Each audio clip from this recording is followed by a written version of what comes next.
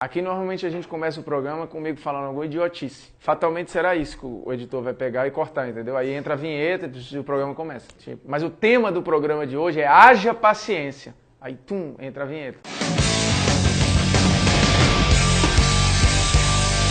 Fala moçada, beleza? Polêmicas vazias na área e polêmicas que eu confesso sempre me embrulha o estômago, né? Quando eu escuto qualquer sinal de saudosismo, já me dá vontade de vomitar. E afinal de contas, é mais fácil ser melhor do mundo hoje? Era muito mais difícil ser melhor do mundo nos anos 90, nos anos 2000? Eis a questão. Porque Ronaldo Fenômeno, em entrevista recente ao jornal Bild, falou que a geração dele era muito mais forte que a geração atual. E que na época do Ronaldo era muito mais difícil ser melhor do mundo. Este foi o termo usado por Ronaldo Fenômeno e será este termo que nós vamos combater. Ou seja, eu discordo completamente do que disse Ronaldo Fenômeno. Primeiro que ele se apega a 4 nomes específicos da geração para sustentar que a competitividade ali era maior. E aí a gente precisa fazer um raio-x no que ele falou e esmiuçar alguns detalhes. Será que é tudo isso? Que o que disse Ronaldo Fenômeno? Ele falou que não, na minha época tínhamos eu, Zidane, Rivaldo, Figo, Ronaldinho Gaúcho. Então era uma competitividade muito maior que, segundo Ronaldo Fenômeno, não tem hoje. Quando ele fala, por exemplo, do Ronaldinho Gaúcho, é um discurso um pouco de conveniência. Por quê? Ronaldinho Gaúcho, ele começa a entrar numa disputa para melhor do mundo em 2004. Em 2004, o Zidane e o Ronaldo Fenômeno já estavam numa queda física e já não disputariam o prêmio de melhor do mundo. Por mais que em 2006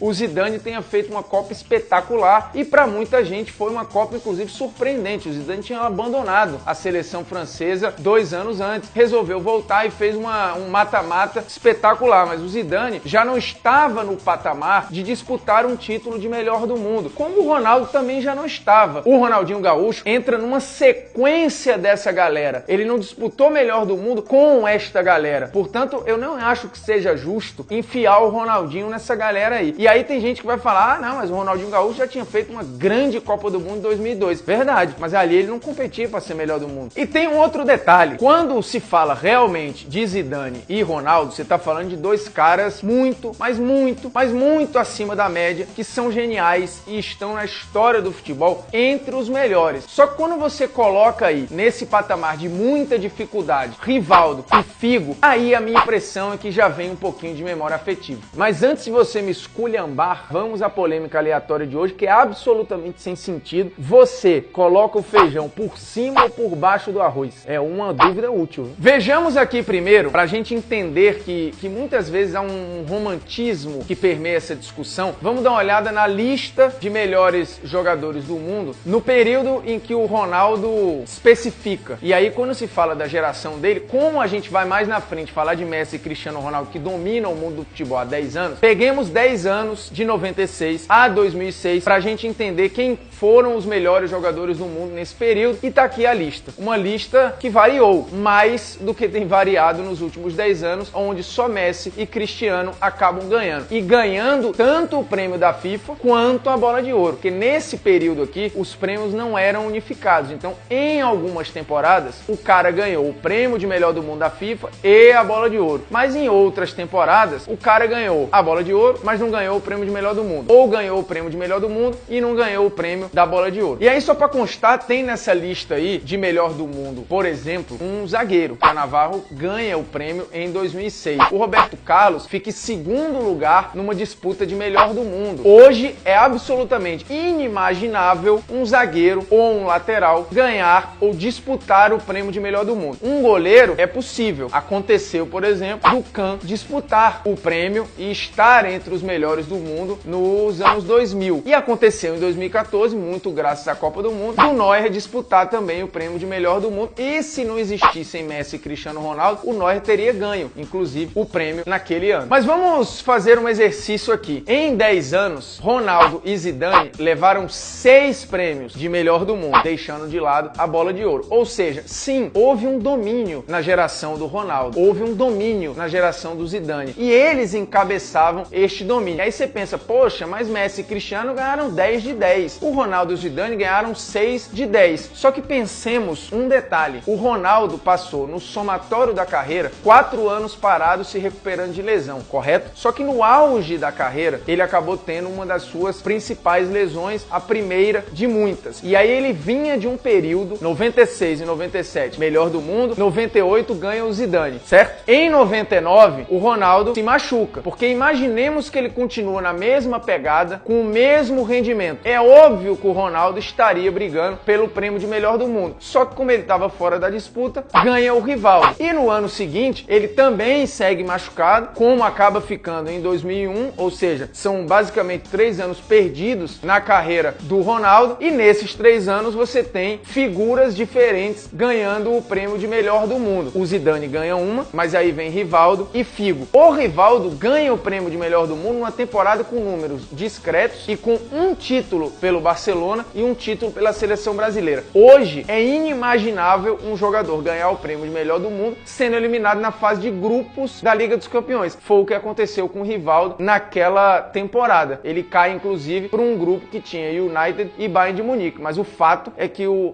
Barcelona caiu na fase de grupos. Você imagina hoje um time ter o melhor do mundo com o jogador caindo na fase de grupos? E tem mais, naquele ano, o Rivaldo e o Barcelona são eliminados nas quartas de final da Copa do Rei. No final das contas, o Barcelona ganhou o Campeonato Espanhol e a seleção brasileira ganha a Copa América com o Rivaldo sendo o artilheiro. No Campeonato Espanhol, o Rivaldo acaba sendo o vice-artilheiro, mas com números que hoje parecem pobres, né? Pelo Barcelona foram 29 gols em 48 partidas. 29 gols. Hoje, vários atacantes e alguns meia-atacantes batem e passam esse número. Só para lembrar, Messi e Cristiano Ronaldo estão há 7 temporadas seguidas fazendo 40 gols ou mais, fora as assistências. Ou seja, somando, eles têm passado fácil dos 55 gols em participação. E o Rivaldo é bom lembrar, né? Esses dias andou falando que não, hoje em dia eu faria 50 gols mole nas temporadas. Ele nunca fez mais de 50 gols em nenhuma temporada. Portanto, é, pra mim, uma falácia do Rivaldo, que foi um gigante. Mas a temporada em que ele ganha o prêmio de melhor do mundo é uma temporada, se a gente projetar pra hoje, é uma temporada em que o cara não ganharia. E por que eu digo não ganharia? Porque o sarrafo foi muito elevado. Muito elevado. Por exemplo, com o Suárez fazendo uma temporada goleadora em 2015, fazendo outra temporada goleadora em 2016, acabando com a hegemonia no espanhol de Messi e de Cristiano Ronaldo, e nem assim ele apareceu entre os 3 candidatos à bola de ouro. Com os números do Suárez na época do Barcelona e inclusive nos tempos de Liverpool, ele bateria para concorrer nos anos 90 e nos anos 2000, porque o Suárez era um goleador decisivo, como foi, por exemplo, o Shevchenko, e o Shevchenko concorreu. O Shevchenko chegou, inclusive, a ganhar a bola de ouro. E eu não estou aqui dizendo que o Suárez é melhor ou pior que o Shevchenko. Eu estou falando que o Suárez teve temporadas de Shevchenko. Porque quando a gente vai analisar melhor do mundo, a gente não pode analisar o jogador. A gente tem que analisar a temporada do jogador. E o prêmio é pela temporada, pelo ano. Você tem uma geração, por exemplo, em que o Ibra não apareceu entre os 3 nunca. Você tem uma geração, por exemplo, que não premiou caras como o Xavi e o Iniesta, que são gigantescos na história do futebol e que, se não existissem o Messi e o Cristiano Ronaldo, teriam ganho cada um 2 vezes o prêmio de melhor do mundo. Só que você tem 2 caras, um sarrafo lá em cima, num patamar estratosférico, que não permitiram que nenhum outro ganhasse o prêmio de melhor do mundo. E vamos pro Figo agora, que foi o outro citado pelo Ronaldo Fenômeno. O Figo era um ponta, quando estourou e bem no Barcelona, um cara de lado, construindo muitas jogadas, mas sempre fazendo poucos gols. Depois ele vai pro Real Madrid e passa a ser um jogador um pouco mais central. O Figo, durante um bom tempo, ele foi o 2º maior assistente da história do Campeonato Espanhol, atrás apenas do Michel, que também jogou no Real Madrid. Só que o Messi foi lá e deixou todos para trás, Figo e Michel. Hoje o Messi é o maior artilheiro da história do Campeonato Espanhol, um campeonato que o Ronaldo disputou, que o Rivaldo disputou, que o Figo disputou, que o Ronaldinho disputou, e o Messi hoje tem os maiores recordes da competição. E se os recordes não são do Messi, eles são do Cristiano Ronaldo. Se na sua época você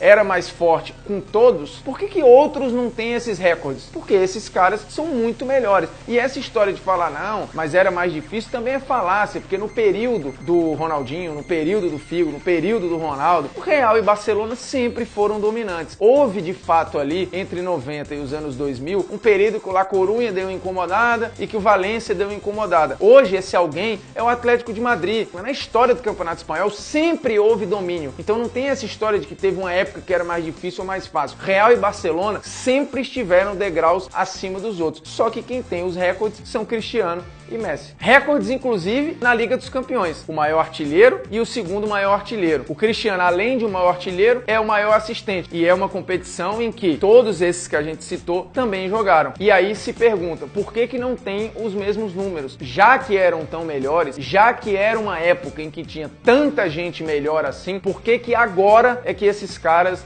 destruíram todos os recordes? Outro ponto que o saudosista muitas vezes esquece, né? E como os discursos se repetem. Quando o Nedved ganhou a bola de ouro, eu fazendo as pesquisas descobri um site chamado Relvado, que é um site português, e aí tinha lá o anúncio do Nedved ganhando a bola de ouro. E aí lá em um dos comentários, o comentário tá aqui, o cidadão fala, até que enfim, tava na hora de se fazer justiça, porque os prêmios eram entregues sempre pros mesmos, até que veio a bola de ouro para quebrar isso. Aí ele bota entre aspas, lembrando do Figo. Então, curiosamente, naquela época se tinha a mesma sensação que se tem hoje, que ganhavam sempre as mesmas figuras. Curioso, não é? Falando em curiosidade e saudosismo, nossa dica cultural hoje não é um livro, não é um filme, hoje é um texto do André Rocha, que fala exatamente sobre saudosismo, sobre memória afetiva. E o André, nesse texto, ele fala sobre, por exemplo, a saudade que a gente tem de um período em que a gente não tinha responsabilidade, em que a gente ia aos estádios com os nossos pais ou ouvia os jogos com os nossos pais, a gente não pagava conta, tinha a tarde livre, a única preocupação era estudar. Então é óbvio que eu vou ter ótimas memórias desse período e automaticamente eu linko ao futebol. E aí me dá a falsa impressão de que naquela época era tudo melhor. E o título do texto é: o futebol não tem culpa de ter envelhecido melhor que nós. E é um belo título, por sinal, o link tá na descrição do vídeo,